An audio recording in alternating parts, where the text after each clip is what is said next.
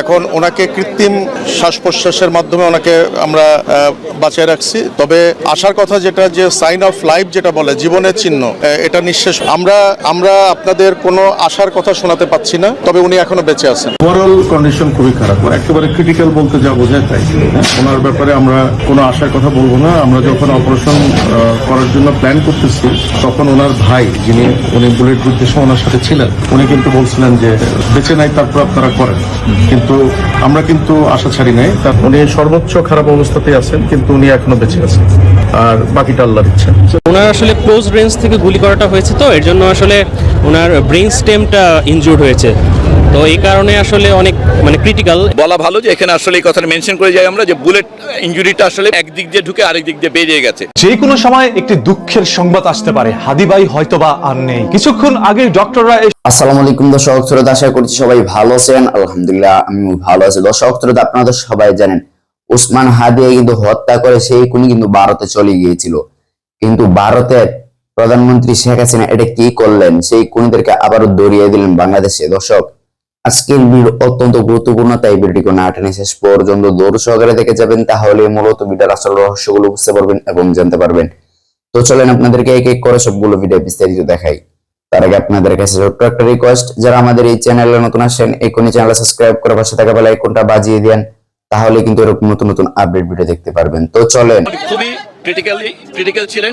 আমাদের যে সাধারণ স্কেলে যে মূল্যায়ন, সেটা অনুযায়ী তখন ওনার জিসিএস স্কোর ছিল 3। এরপর ওনাকে আমাদের একবার 5টার দিকে কার্ডিয়াক অ্যারেস্ট হয়, এবং তারপর আমাদের যেটাকে ওনারা বলেন, এখানে আমাদের নিউরোসার্জন যিনি টিম লিড করেছেন উনি আছেন, উনি আর টেকনিক্যালিটি বলবেন, বাট মূল স্পিরিট এটা হচ্ছে যে একটা ডিকম্প্রেশন এর জন্য এখানে ইন্ট্রাক্রিনিয়াল প্রেশার অনেক বেড়ে গিয়েছিল, সেটা কমিয়ে রাখার জন্য ওনারা এক অংশে ক্রিনিওটমি করেছেন। বলা ভালো যে এখানে আসলে এই কথাটা মেনশন করে যাই আমরা, যে বুলেট ইনজুরিটা আসলে একদিক দিয়ে ঢুকে আরেক দিক দিয়ে বেরিয়ে গেছে। প্রাথমিকভাবে এইটুকু দুটোই দেখা যাচ্ছে, এন্ট্রি এবং এক্সিট। এছাড়া ভেতরে কোনো মেটেরিয়াল আছে কিনা সেটা এখনো নিশ্চিত করে বলা কঠিন, তবে ভেতর থেকে কিছু রেমনেন্টস পাওয়া গেছে যেটা বুলেট কাভারেজ হতে পারে। অতএব বুলেট ভেতরে আছে কিনা এটা এখনো নিশ্চিত না। যে এক্সিট উন্ডের ওই অংশ থেকে একটা ক্রিনিওটমি করে প্রেশার রিলিজ করা হয়েছে, সেই অংশ থেকে ব্রেনটুকু বার হয়ে আছে এখন, এবং ভেতরে ব্লিডিং ছিল, ওখানে ডুরামিটার ওনারা করেছেন, সেগুলো কেটে সেখানে যেটুকু জমা হয়েছিল ফ্লুইড সেগুলো রিমুভ করা হয়েছে, সেটা মূলত ব্লাডও রিমুভ করা হয়েছে। এবং তারপরে মোটামুটিভাবে বলা যেতে পারে যে ব্রেইনে যেই অংশটুকু প্রেশারটা বেড়ে গেছিলো সেটুকু ম্যানেজ করা হয়েছে, কারণ ড্যামেজ কন্ট্রোলের একটা ব্যাপার। এবং এরপর বাকি অংশটুকু এরপর আবার কিছুক্ষণ আগে ওনার নেজাল ব্লিডিং হচ্ছিল, সেটাও ওনারা ম্যানেজ করেছেন আমাদের চিকিৎসক দল। এখন এই মুহূর্তে ওনার হিমোডাইনামিক্যালি উনি উইথ মেডিকেশন স্টেবল আছেন, কিন্তু এটা আমরা বারবারই বলছি যে এটা খুবই কিছুক্ষণ থাকেন, আবার কিছুক্ষণ পরপরই এটা কমে যাচ্ছে বারবার। সো এটা একটা অনিশ্চিত অবস্থা। ওনার পরিবারের ইচ্ছা অনুযায়ী আমাদের দিক থেকে প্রথমে কম্বাইন্ড মিলিটারি হসপিটালের ব্যবস্থা করা হয়েছিল, যে যদি দরকার হয় শিফট করার। পরিবারের ইচ্ছা অনুযায়ী এটা এখন এভার কেয়ারে ওনার ইচ্ছা প্রকাশ করেছেন। সরকারের পক্ষ থেকে ইতিমধ্যে এভার কেয়ার এবং শিফটিংয়ের জন্য আমাদের যে আইসিইউ সাপোর্টেড অ্যাম্বুলেন্স সেগুলো জোগাড় করা হয়েছে, সেগুলো এখন ব্যবস্থা দিয়ে ওনার অপারেশন প্রক্রিয়া চূড়ান্ত করেছে, নোটগুলো লেখা হয়ে গেছে। আর অল্প কিছুক্ষণের মধ্যেই আমাদের ওসমান হাদিকে নিয়ে অ্যাম্বুলেন্স এভার কেয়ারের উদ্দেশ্যে রওনা হবে। সবার কাছে দোয়া চাইছি, সারা বাংলাদেশের সকল মানুষ ওসমান হাদির জন্য দোয়া করবেন, এবং আমাদের চিকিৎসক দল যারা সাধ্যমতো চেষ্টা করেছেন, ঢাকা মেডিকেল কলেজে লাস্ট একটি ব্লাড কানেক্ট করে দিয়ে ওনাকে স্টার্ট করা হবে। সেই রক্তের ব্যাগটা কানেক্ট করে ওনাকে অ্যাম্বুলেন্সে তুলে দেওয়া হবে। আপনারা দোয়া করবেন সবাই ওসমান হাদির জন্য। আমরা এটাকে খুবই ক্রিটিক্যাল, যদি আমাদেরকে জিজ্ঞাসা করেন আমরা বলবো এটা খুবই ক্রিটিক্যাল। এই অবস্থায় কনজারভেটিভ কোনো ধরনের কোনো ইন্টারভেনশন করা হবে বলে আমরা মনে করছি না আগামী 72 ঘন্টায়। এটা খুবই ক্রিটিক্যাল। এই অবস্থায় ব্লাড দিয়ে এবং এই যে ফ্ল্যাকচুয়েটিং ডায়নামিক অবস্থাতে আমরা কোনো রকমভাবেই কোনো স্টেটমেন্ট পরিষ্কার দেওয়া কঠিন। আমার নাম মোহাম্মদ সাইদুর রহমান, আমি বিশেষ সহকারী স্বাস্থ্য পরিবার কল্যাণ মন্ত্রণালয়ে যাই। ধন্যবাদ। এবার সার্জন আছেন, উনি হচ্ছেন প্রফেসর জাহিদ। আমরা সন্দেহ করছি একটা বুলেট কানের ওপর দিয়ে বাম দিক দিয়ে ঢুকে ডান দিকে বের হয়ে গেছে বুলেটটা। তো এটা ম্যাসিভ ব্রেন ইনজুরি বলতে যা বোঝায় সেটাই। এবং ব্রেন স্টিম মগজের যে কাণ্ড, সেই কাণ্ডের পাশ দিয়ে বুলেটটা বের হয়ে গেছে, কাণ্ডেরও ইনজুরি হয়েছে। এখন ওনাকে কৃত্রিম শ্বাস প্রশ্বাসের মাধ্যমে ওনাকে আমরা বাঁচিয়ে রাখছি। তবে আসার কথা যেটা, যে সাইন অফ লাইফ যেটা বলে, জীবনের চিহ্ন, এটা ওনার ভেতরে এখনও আছে, এটা নিঃশেষ হয়ে যায় নাই।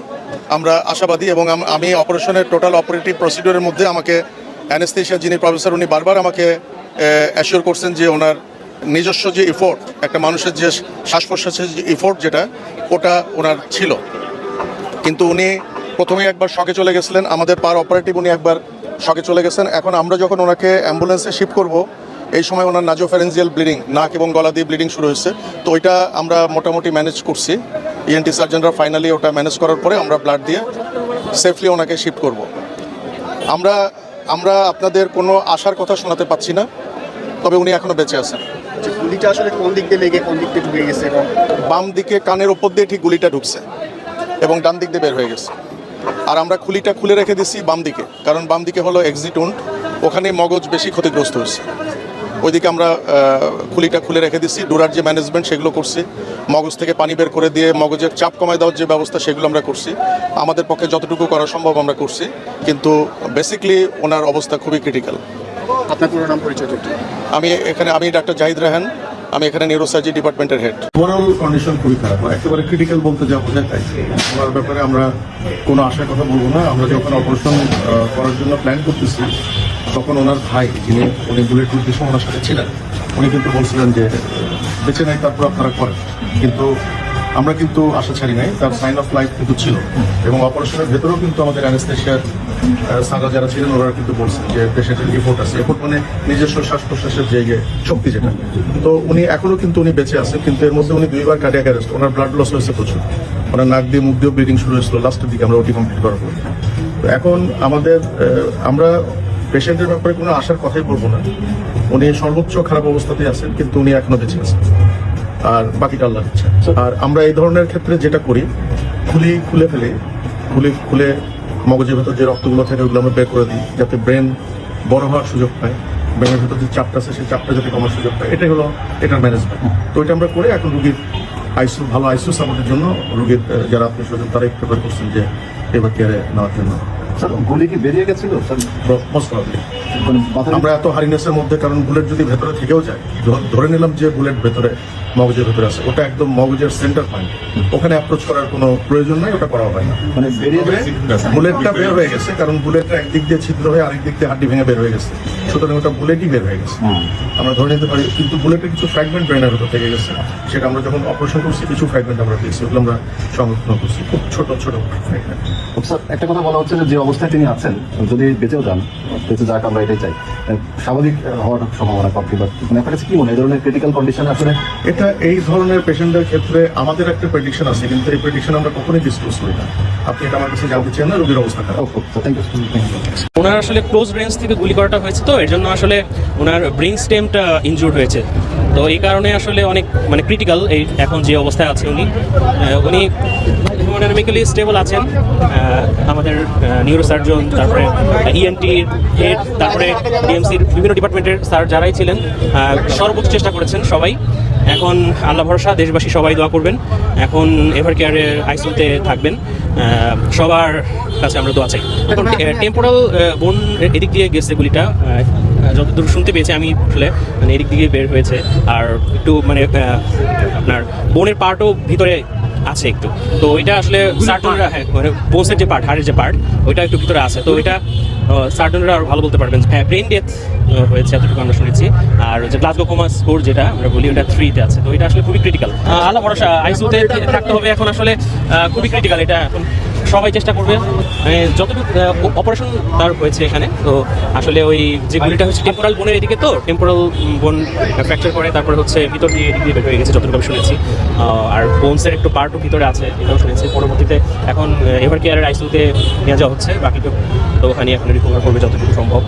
বাট মানে ক্রিটিক্যালি ইনজুর্ড, মানে হ্যাঁ পায়েও ইনজুর্ড আছে, পায়ে ফ্র্যাকচার আছে। ওইটাও আজকে মানে আসলে ওটি রুমের মধ্যে নিউরোসার্জন, তারপরে ইএনটির হেড, নিউরোসার্জন যারা তাদের মধ্যে তারা হেডরা ছিলেন, তারপরে হচ্ছে অ্যানেস্থেশিয়ার বেশ কয়েকজন ডক্টর ছিলেন, সবাই সর্বোচ্চ চেষ্টা করে। ওসমান হাদি ভালো নেই, নিভে যাচ্ছে একটি নক্ষত্র। জনাব ওসমান হাদি, তাকে গুলি করা হয়েছে। ওসমান হাদি রিকশা দিয়ে যাচ্ছিল, পিছন থেকে বাইকে করে আসা দুর্বৃত্তরা তার মাথা বরাবর একটি গুলি করে, নিমিষেই ওসমান হাদি রিকশার মধ্যে লুটিয়ে পড়ে। আশেপাশের লোকজন চিৎকার করে তাকে হসপিটালের মধ্যে নিয়ে যায়। এখন তিনি লাইফ সাপোর্টে আছে। স্ক্যানিং করার পর দেখা গিয়েছে তার মাথার মধ্যে গুলিটি এখনো আটকা রয়েছে। সেই গুলিটি বের করার জন্য অপারেশন করা হচ্ছে। তাকে ওটির ভিতরে অপারেশনের জন্য নেওয়া হয়েছে। তাকে একেবারে শেষ করার জন্য পরিকল্পিতভাবে দীর্ঘদিন ধরে চেষ্টা করে যাচ্ছিলেন এই দুর্বৃত্তরা। বাংলাদেশের কয়েক হাজার রাজনৈতিক গুন্ডা পান্ডাকে ইমিডিয়েটলি গ্রেফতার করা জরুরি হয়ে গেছে। ওসমান হাদির এই অবস্থা দেখার জন্য ওইখানে গিয়েছে বাংলাদেশের দল বল নির্বিশেষের প্রত্যেকটি মানুষ। অন্তরের গভীর ব্যথা নিয়ে এখানে দেখতে এসেছিলাম, কারণ ওসমান হাদি কোনো দলের নয়, ওসমান হাদি পুরো বাংলাদেশের। ইনকিলাব মঞ্চের প্রধান এই হাদি ভাইকে আপনার আমার সবারই ভালো লাগতো, কারণ যেখানে আসে অন্যায় সেখানে হাদি ভাই প্রতিবাদ করেছিল।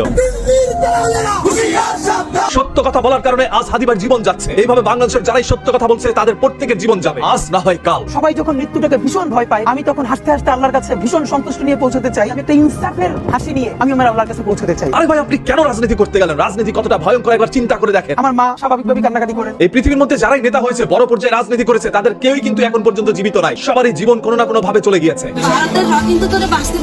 আমার একটা বার মন চায় আমার মাকে দেখি। আপনি ভালো কিছু করতে নিলে, সত্য কথা বলতে নিলে আরেকজন তো আপনাকে দমিয়ে রাখবেই। তবে যারাই কাজ করেছেন তারা মনে রাখেন, একজন হাদির জীবন গেলে লক্ষ হাদির পয়দা নিবে ঘরে ঘরে। আমার মা অনেক নিষেধ করছিল অন্তরে যেতে, আমি ফিরে আসার সময় মাকে দেখি।